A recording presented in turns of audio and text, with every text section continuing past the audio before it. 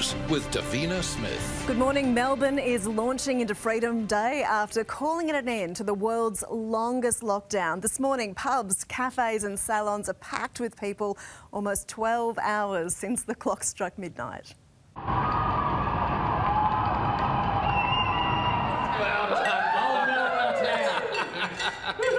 Cheers. Yeah, it is so good to see. There are still some COVID-safe rules in place, though, for Melbourne. You can leave your home for any reason. You can travel anywhere in the metro area, and thankfully the curfew's now gone. But these are the rules. 10 visitors are allowed in your home and 15 people can gather outside. For the fully vaccinated, pubs and clubs can open to 20 people inside and 50 outside. Up to 5 people are welcome at hair and beauty services. And 20 people are allowed indoors at funerals and at weddings. Now, we've got reporters standing by in key locations to cover it all. Let's go to Stephanie Anderson first, who's in the city. Steph, good morning to you. The relief, wow, we can feel it across the country. It's palpable. It certainly is, Davina. And look, as you say, from midnight, when the clock struck midnight, that was when the stay-at-home orders ended and the party started here in Melbourne. It's not our first time coming out of a lockdown, but this one definitely feels different. The Premier has told us that lockdown 6 was our last to be citywide, and that means there's a whole lot of excitement in Melbourne. Now, we had some pubs and restaurants not wasting a minute. They opened their doors at 11:59 p.m. and they let their first in-house diners through to get their drinks and their meals, which is the first they've been able to have inside for several months now. We also had some hair salons that were opening the doors. One in particular was providing some haircuts to some of our frontline healthcare worker legends. And I'm aware of one beauty salon that was even doing midnight eyebrow waxes. So they're the simple things, but they are the things that Melburnians have missed, and now they're back. There's just a big buzz around the whole city that this is like a real emergence. Been months since been in the city, so felt like, first day going to school, getting off the train this morning, getting back into the city. Very excited, just happy to looking forward to seeing everyone today. I've been swimming in the bay, so it was so nice to not have a wetsuit on. Now, as you mentioned, we do still very much have restrictions in place here in Melbourne, though we know that for the retail industry, today isn't a reopening day. They're still not able to have shoppers in store. So some are getting inventive and moving things onto the footpath where possible, but they will need to wait until our 80% double dosed target is met. We also still have the vast majority of kids only back at school part-time. We should also mention too today's numbers. In the past 24 hours, we've had 2,189 new COVID cases confirmed across Victoria. And Davina, sadly, we've had 16 extra deaths added to our toll, which is the highest daily rate in our third wave. OK, Steph, we'll leave it there. Thank you. Well, the Mornington Peninsula is bracing for an influx of visitors this weekend with the travel limit scrapped. Elizabeth Moss is at St Andrews Beach. Lizzie, it's an exciting day for local businesses. It absolutely is. What's not to get excited about, because we're back, we're in venues and we're having drinks in actual glasses, which is just beyond words. Now, the venue owner I've spoken to here, St Andrews Beach Brewery, they're operating at just a fraction of their capacity. So 50 people outside, just 20 people inside, but that is not limiting them at all. They say, you know what, at this point, we are just happy to be open and have the beers flowing. So we are expecting a lot of people heading down to the coast this weekend. You can already see the shots there just from the Mornington Peninsula Freeway. Traffic is backed up. That's because they've actually decided today is the day they're going to do roadworks there around Romana. We are expecting more people to be heading down after work. And speaking to locals here, they say, well, what better time to come down, enjoy the sunshine, enjoy a drink and get outside of Melbourne, support your locals down here. Looks stunning, Lizzie. Thank you. Well, getting a haircut is top of the agenda for some Victorians who rush to salons. Here's Christina Hearn. Well, Freedom Day has finally arrived in Melbourne, and people, of course, are getting their long-awaited haircuts. Just to celebrate the moment here in Ibiza Hair in Albert Park, they have a band going just to welcome everyone back, and they've set up this marquee as well, because at the moment you can only allow, it's only allowed to have 5 fully vaccinated clients inside at any one time. So this way they get some more clients, and I'm going to speak to owner Michael, who's doing Sam's hair for the first time in more than 2 months. But Michael, how does it feel to be back open again? Amazing, absolute blessing. It's just so exciting to see all our beautiful clients and the smiles, because hairdressing, it just brings out the best in people. And I take it that you've been pretty much booked all morning? Yep. First client, 4:41 a.m. And you're booked all day? all day, all night. So I apologise to my wife. I might be home late. And tell us, just sum up the mood, what it's like in Melbourne this morning after this long, hard, bleak lockdown. Look, we've had 6 lockdowns. It's like a Rocky movie. Rocky had 6 movies.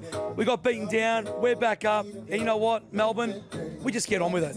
Michael, thanks so much. And Sam, your hair's looking really good. There you have it, Melbourne, back open for business after 262 days in lockdown. Yeah, great news, Chris. Thank you. Well, Victoria is set to scrap quarantine for fully vaccinated international travellers. It's expected to be announced at the state government's daily press conference today. The change would likely take effect on November 1. That's the same day as New South Wales. The Prime Minister has declared Australia is ready for takeoff as Qantas announced more Australians could head overseas sooner. We'll go straight to our federal politics reporter, Jonathan Kersley. Jono, good morning. It's a sign the country is definitely moving forward. Some of it certainly is. Davina, good morning. Qantas announcing this morning it is bringing 5,000 staff back to work and bringing forward departure dates for flights from Sydney to Phuket, Fiji, South Africa, Singapore, and it is in talks with the Indonesian government about flights to Bali. 20 more flights will also be going to London to bring home Australians, and there'll be no quarantine for those who are fully vaccinated into Sydney. Tourists, skilled migrants and students could be arriving in the New South Wales capital in December. As for other states, well, that really depends on their vaccination rates and allowing more Australians to fly into those states from overseas. Here is the Prime Minister and Qantas CEO Alan Joyce.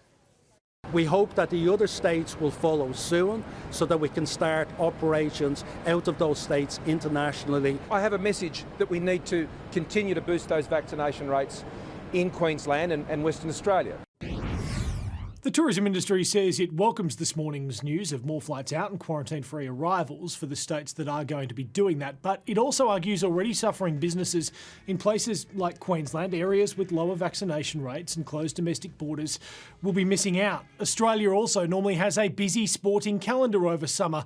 Asked this morning about whether international tourists would be able to fly in for tennis's Australian Open in Melbourne in January, the Treasurer had this to say to 9 News this morning.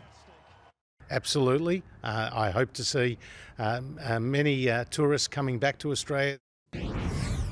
Davina, tennis fans will think that's ace. The Treasurer will be hoping it's not a double fault. OK, Jono, thank you. Well, New South Wales has recorded 345 new local cases overnight and 5 deaths, and it comes as gym goers breathe a sigh of relief, quite literally, across Greater Sydney.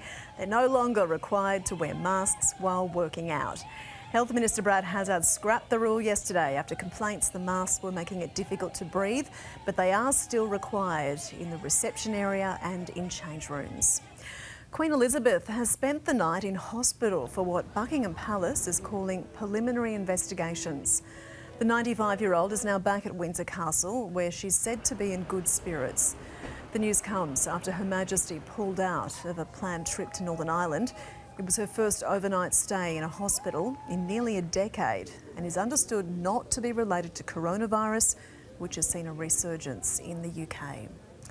As we go to air this morning, one of former New South Wales Premier Gladys Berejiklian's ministers is being grilled at her corruption inquiry.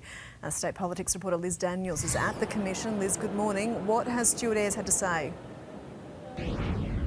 Well, Davina, he's already been in the stand for about 2 hours after arriving here this morning to give evidence against his in the corruption inquiry into his former boss. Now, Stuart Ayres rose to the Deputy Liberal leadership shortly after Gladys Berejiklian's resignation, and his questioning today has been around his time as her sports minister, and specifically a $5.5 million grant he helped approve for a gun club in her former secret lover Daryl Maguire's electorate of Wagga Wagga. Now, contrary to the evidence that we've heard all week from bureaucrats and even the former Premier Mike Baird that this proposal for this upgrade did not stack up, Stuart Ayres in the stand today has absolutely backed in his decision. He says it was a good proposal and that it had merit and that he believed that it should have been funded.